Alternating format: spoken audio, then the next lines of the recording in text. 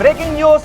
ఈ సంక్రాంతి నుంచే కోడి పందాలతో కోట్ల రూపాయలు చేతులు మారడం అనేది పోవాలి అన్నారు డిప్యూటీ సీఎం పవన్ కళ్యాణ్.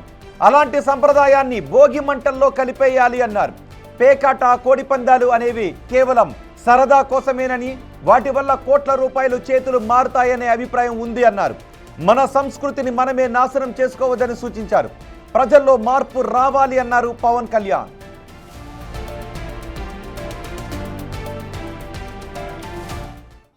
నేను మెయిన్గా ఎందుకు చాలా నాకు అనిపించిందంటే, గోదావరి జిల్లాలండి, కోడిపందాలండి, జోదాలండి,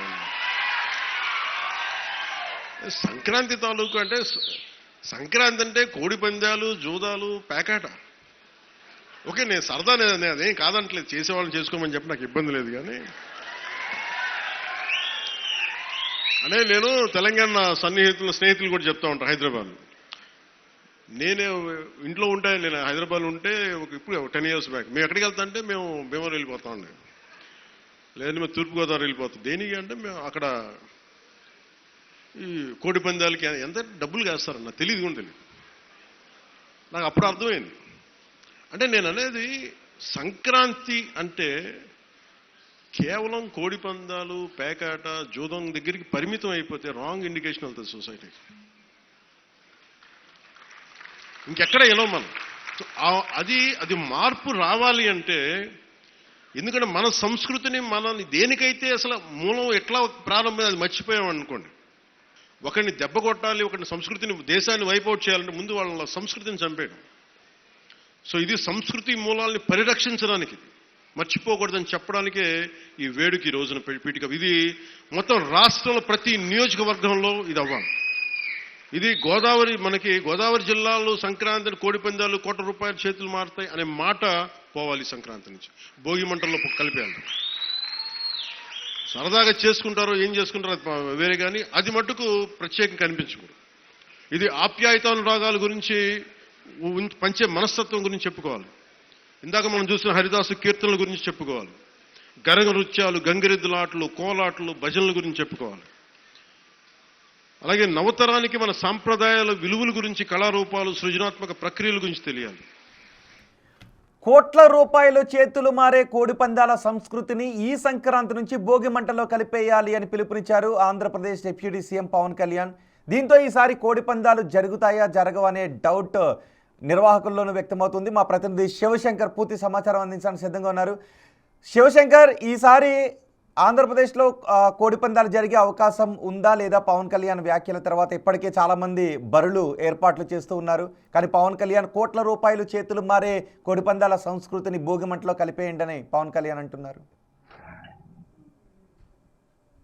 ఎస్ రోహిత్, చూసుకున్నట్లయితే ఏదైతే పిఠాపురంలో ఈ రోజు జరుగుతున్న సంక్రాంతి వేడుకలో అయితే డిప్యూటీ సీఎం పవన్ కళ్యాణ్ అయితే హాట్ కామెంట్స్ చేశారనే చెప్పుకోవాలి. దీనికి సంబంధించి సంక్రాంతిని ఉద్దేశించి పీఠికాపురం వేదికగా అయితే మొత్తం రాష్ట్రం అంతా కూడా ఎలాంటి ఉత్సవాలు జరగాలి అనేది నా కోరిక అంటూ కూడా అయితే సంక్రాంతి అర్థం మారిపోయేలాగా ఈ సంక్రాంతికి సంబంధించి గోదావరి జిల్లాలంటేనే కోడి పందాలు, జూదం, పేకాట అన్నట్లుగా అర్థం వస్తుంది.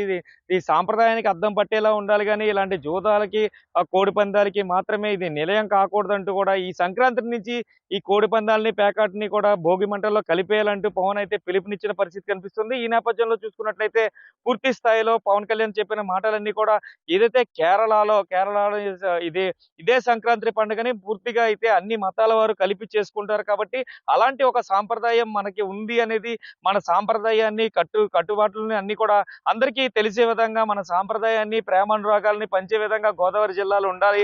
అలాంటి వాటికి అర్థం పట్టాలి, కానీ కోడి పందాలకి, జూడానికి, పేకాటికి కాదు అంటూ కూడా డిప్యూటీ సీఎం చేసిన వ్యాఖ్యలు ఇప్పుడు సంచలనంగా మారాయి. కొంతమంది కోడి పందాల నిర్వాహకులు ఇప్పటికే బరిలు సిద్ధం చేసుకుంటున్నారు. ఏడాది పొడుగు నుంచి కూడా కోళ్లు మేపడం, అదే పందెం పుంజుల్ని సిద్ధం చేయడం, దాని మీద లక్షలు ఇన్వెస్టిమేషన్ పెట్టడం కూడా ఇప్పుడు దాకా చూసాం. అయితే ఈ నేపథ్యంలో పవన్ కళ్యాణ్ ఇలాంటి వ్యాఖ్యలు చేయడంతో ఈ పండక్కి కోడి పందాలు జరుగుతాయా లేదా అని మరొకసారి డౌట్ అయితే వస్తున్న పరిస్థితి కనిపిస్తుంది. అయితే deputy speaker Raghurama Krishnaraju triple R అయితే మొన్న దీన్ని ఉద్దేశించి కోడి పందాలు ఈసారి ఖచ్చితంగా జరుగుతాయి, కోడి పందాలు అనేది సాంప్రదాయ క్రీడల్లో భాగం అంటూ కూడా చెప్పిన పరిస్థితి కనిపిస్తుంది. అదేవిధంగా చూసుకున్నట్టయితే పిఠాపురం వేదికగా మాజీ ఎమ్మెల్యే వర్మ కూడా కోడి పందాలను వేసి కత్తులు లేకుండా డబ్బులు చేతులు మారకుండా కోడి పందాలు జరిపించాలి, అది మన సంస్కృతి అంటూ కూడా చెప్పిన నేపథ్యంలో పవన్ కళ్యాణ్ ఇప్పుడు చేసిన కామెంట్స్ అన్ని కూడా హాట్ టాపిక్ గా మారాయి.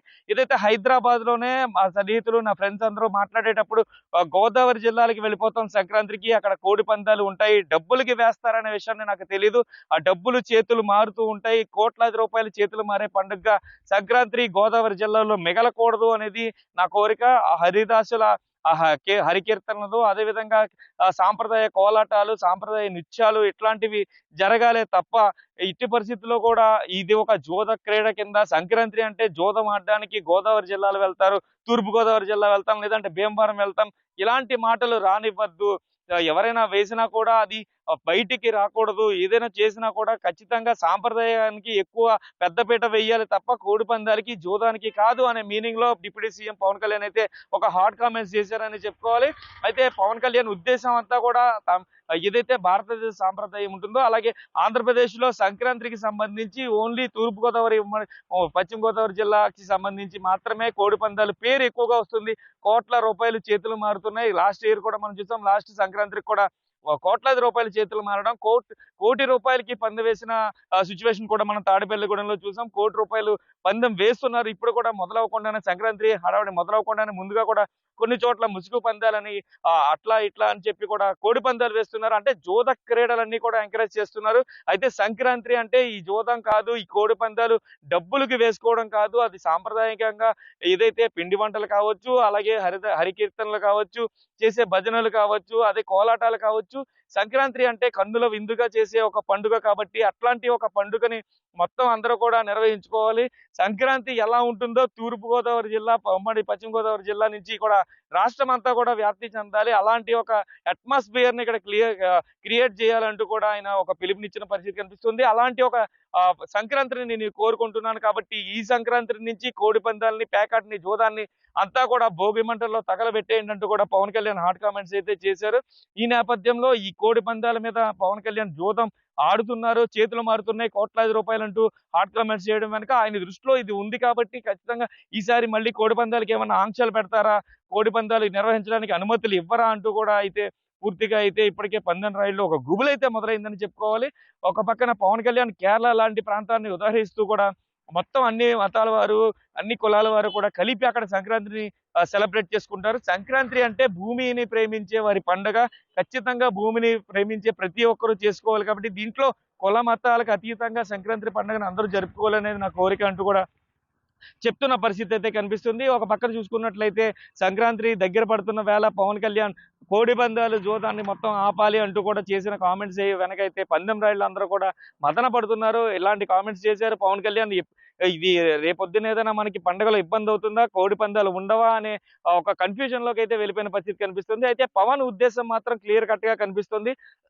ఏదైతే సంక్రాంతి అంటే గోదావరి జిల్లాలకి పెట్టింది పేరు, కానీ అది కోడి పందాలకి కాకూడదు, కోడి పందాలకి అలాగే పేకాటికి కాకూడదు. అలా పరిమితం కాకుండా మన సాంప్రదాయాన్ని కొట్టొచ్చినట్టు కనిపించే విధంగా అయితే పూర్తిగా అయితే ఈ సంక్రాంతిని జరుపుకోవాలి. ఈ సంక్రాంతి ఇలా గోదావరి జిల్లాలో ఎలా జరుపుకుంటారో అలా రాష్ట్ర వ్యాప్తంగా జరపాలనేది నా కోరిక అంటూ కూడా పవన్ కళ్యాణ్ వెల్లడించిన పరిస్థితి అయితే కనిపిస్తుంది.